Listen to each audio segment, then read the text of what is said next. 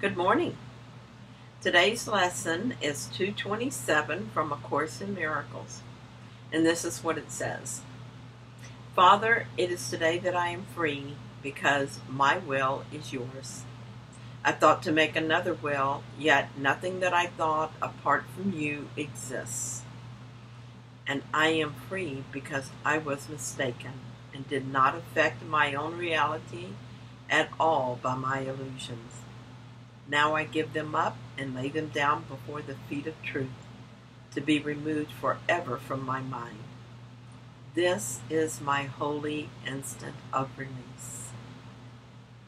Father, I know my will is one with yours. And so today we find our glad return to heaven, which we never left. The Son of God this day lays down his dreams. The Son of God this day comes home again, released from sin and clad in holiness, with his right mind restored to him at last.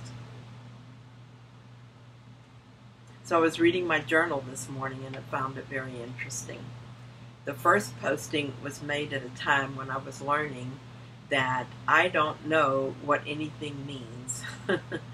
And I was just beginning to taste the freedom in that. It also has a discussion between me and Jesus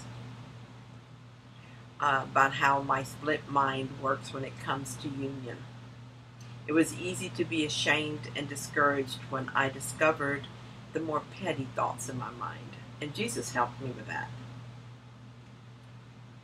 So that first entry in my journal was in 2007, and this is what I said. My holy instant of release seems to come as I empty my mind of all I think I know. I say to the Holy Spirit that I don't know anything. I don't know how to pray anymore. I don't know what anything means. I am empty-headed, at least for this brief moment before the ego thoughts once again flood my mind. With the ego thoughts comes the mistaken idea that I actually know stuff. I compare what I think I know with what others think that they know. I judge whether what I know is enough, is right, is helpful. But just for an instant, I rest my mind in the truth that I don't know anything. And I'm released from judgment and chaotic thinking. My mind is at peace. Could I but live this way? Oh my, that would be heaven. This must be what it's like to exist as Jesus and other masters exist. To be empty of all but the love that is God. I offer my mind in this moment of release that I might be a simple conduit for God's love. What more could I ask? What more could I want? I woke from a dream in which my sister was trying to be helpful, and I was telling her that I have vast experience. And I was carefully enumerating that experience, giving to her, proving to her that her help was not needed and that she was being foolish to think it was. It was a discouraging dream, and it might seem like only a dream, but this energy that I must be holding in my mind in order to have that dream is something I wanted to see removed. The thoughts I were given are this.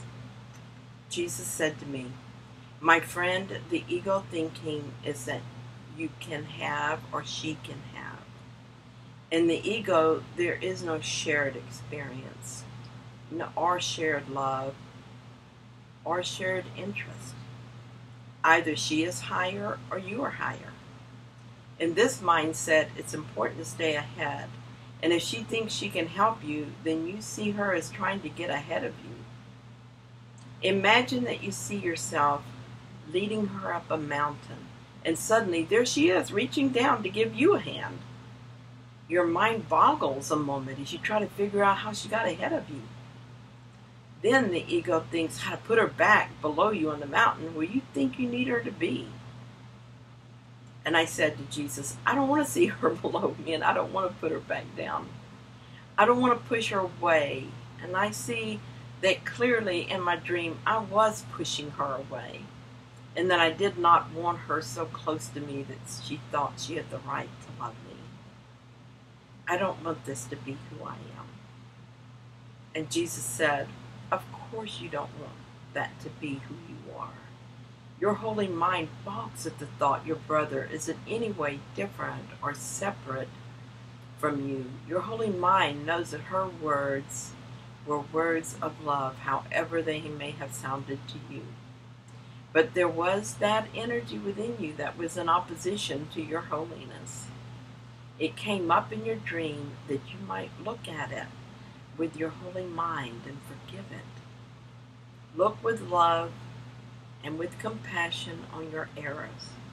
They are only errors, and they are not real. There is no reason to be fearful of ego thoughts or to hate yourself for entertaining them. To be upset is to give power to the idea that they are real. I assure you they are not real, just clouds in the lovely sky of your mind. Look with the Holy Spirit at them as they pass through your mind. Don't be afraid of them. Don't judge them. Don't make them real.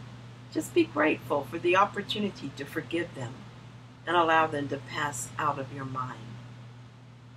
And I said, thank you for your help in seeing this differently. I woke up with my mind buzzing with disparate thoughts and feelings, heavy with self-judgment. Thank you for another way to see this. My heart feels light and in love and blessedly in peace. So in the next posting that I did, my mind was clearer, and I developed a process to help me let go of the ego belief that I'm guilty for my thoughts. And this was in 2012. And what I said was, I did notice that my mind is clearer than it used to be, and I noticed that when something comes up for healing, that I'm now a lot quicker to give it to the Holy Spirit for healing. I don't hold on to it as long. I'm happy to lay them down before the feet of truth, to be removed forever from my mind. What I see that I still need to watch is that when I do have a moment of confusion in which I believe the unbelievable, I sometimes still listen to the ego thoughts of fear and guilt. The ego says I should not be thinking these thoughts, and if I believe that even for a minute, it can send me whirling into guilt with almost a feeling of panic. The panic is caused by the thought that I was wrong to think I could be free of the ego, and this is just proof. Then I remember there is no guilt. Guilt is just another ego illusion.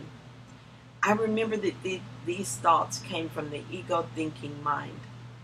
Why would I choose to give credence to the ego? What would I ask the ego for advice? It's such a silly idea that it snaps me right out of my illusion. I remind myself to let the feelings be. Let them move through without interference. If I try to do anything with them, if I try to analyze them, or analyze my feelings or my thoughts, if I try to make them go away or suppress them, I'm really just holding them close and convincing myself that they must have some great meaning, that they require all this effort.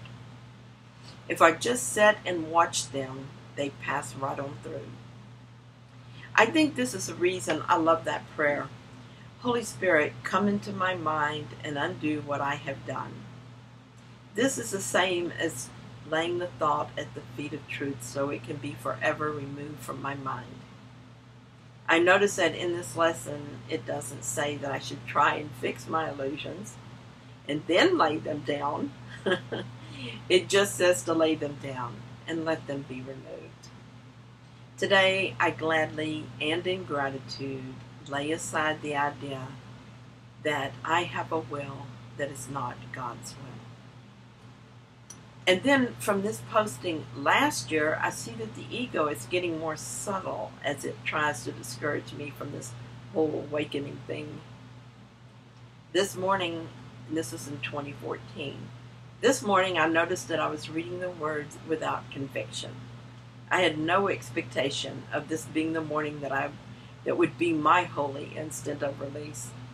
I asked myself what I had to do today that was more important than awakening. I sat with it for a while, and I realized this is a good day to awaken. I felt emotion welling up in me. It was joy, and it was impossible to put into words what that felt like. Just saying it is joy is not really describing what happened. But then I quickly squelched it. Geez, why did I do that? I felt afraid at first. The ego mind saying that this means I don't want to awaken. I shouldn't have turned away from it. And now I can't have it. I don't deserve it. And the usual ego stuff. But I really don't believe that ego stuff anymore. So I asked the Holy Spirit to remove from my mind any fear that I have to waking up. I don't think of awakening as something far away anymore. And maybe that's why the ego is so intent. I read my previous postings and saw how much has changed. I saw a line I thought would be good to use for my Twitter today. I copied it and pulled up Safari, which opens up in Facebook. I was posting on using I saw a posting on using sunscreen and followed it to a video, which led me to another. You know how it is on Facebook. I was watching it for a minute or two and suddenly realized what had happened. The ego mind offered me a distraction to take me away from the idea of awakening today. Reading Facebook is a thing that is more important more important than awakening, evidently. The ego mind wants to stay with the boring but predictable life. It feels safe in this place of what it calls normalcy that meets its small expectations. That little peek behind the veil where joy springs up so unexpectedly and with such power is something it doesn't understand, and it scares the ego badly. It wants to slip back into the life that it finds less threatening. This is just fear, and fear is not real either. I stand before you again, Spirit, open and defenseless. I am in gratitude just seeing what you showed me.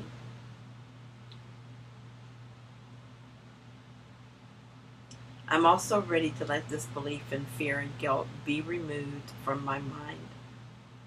I want today to be my day of release. I want the holy instant. I lay at the feet of truth all the ego doubts and all the ego fear that's in my mind. And I wait in patience and certainty as you heal my mind. I trust myself to let go as quickly and completely as I can. And I trust you to do the rest. And so that brings us to today, 2015. And this year, I stand ready for the holy instant in which I lay the whole ego belief in separation at the altar and let it just be removed. Will it happen today? I don't know. Yesterday, I had 3 instances of choosing grievances over peace, but I did not get lost in them. And that's the important part. I kept returning my mind to my only true desire, which is a desire for the peace of God. I had just a moment when I questioned how long this is going to take, for heaven's sakes, and heard the quick answer that it takes as long as it takes. My impatience melted away. What is the difference this year? Well, I'm so much happier and so much more peaceful than I've ever been. I am absolutely certain of my purpose, and I'm learning to take joy in that purpose. I hear all the ego chatter, and I fall for the ego distractions sometimes, but they are meaningless, and I return my mind to my purpose, and I'm at peace and joy again. Yes, I know that in spite of the evident senselessness of it, I still value some ego beliefs, but not much. And I'm willing to look with the Holy Spirit at each and every one of them all together, all of it just together. I will do this as Spirit directs. I'm ready to return my mind to love regardless of what the ego mind wants. I continue to be guided by two things that Kate Grease said. Even the slightest desire for something in the world will pull me out of my peace, and I will not compromise. These two ideas are the guiding lights that keep me on track. Thank you.